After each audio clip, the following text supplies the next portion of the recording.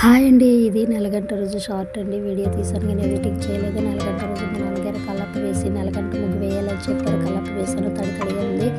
ఇలా తడిగా ఉన్నప్పుడు ముగ్గు వేయలేము. కాస్త ఇది ఆరిన తర్వాత మనం ముగ్గు వేయాలి. నేను ఒక అరగంట సేపు ఆరిన తర్వాత ముగ్గు వేసాను.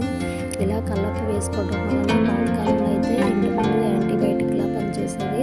అంటే మన కాళ్ళతో వైరస్ బ్యాక్టీరియా వస్తుంది కదండి. ఇలా కల్లాపు వేయటం వలన మనం ఆ కల్లాపు మీద నుంచి నడుచుకుంటూ రావడం వల్ల మనతో పాటు వచ్చే బ్యాక్టీరియా వైరస్ ఇక్కడ చనిపోతాయని ఒక నమ్మకం అండి.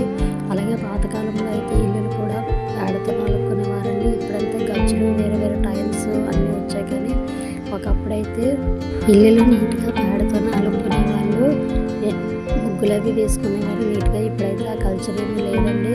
నేను ఇలా వేస్తానంటే నాకైతే నెలగంట ముగ్గులు ఏమీ రావండి. యూట్యూబ్లో చూసాను, కొంతమంది క్రియేటర్స్ వేసిన ముగ్గులు చూసి అవి నేను వేస్తున్నానండి. నాకైతే నెలగంట ముగ్గులు అసలు రావండి.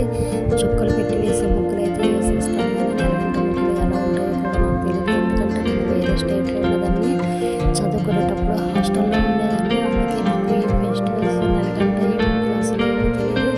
ఎలాగో యూట్యూబ్లో చూసి మొత్తానికైతే నేను 3 నెలగంట ముగ్గులు అయితే వేసాను. చాలా అంటే చాలా బాగా వచ్చాయి. మీరు చూడండి. నాకైతే రాదు. ఫస్ట్ టైం వేసాను. ఎలా ఉంటాయి అనుకున్నాను. కానీ మా ఇల్లు చూస్తున్నారు కదా, మెయిన్ రోడ్డు ముందు ఇల్లు, మా అమ్మ వాళ్ళ ఇల్లు. వచ్చిపోయి వాళ్ళందరూ చాలా బాగా వేశారు, చాలా బాగున్నాయి, ఎవరు వేస్తారని అడిగేవారు. నాకైతే చాలా బాగా అనిపించింది. ఎందుకంటే చూసే ప్రతి ఒక్కరు కూడా చాలా బాగున్నాయి అన్నారు. Like, share, subscribe. Bye bye.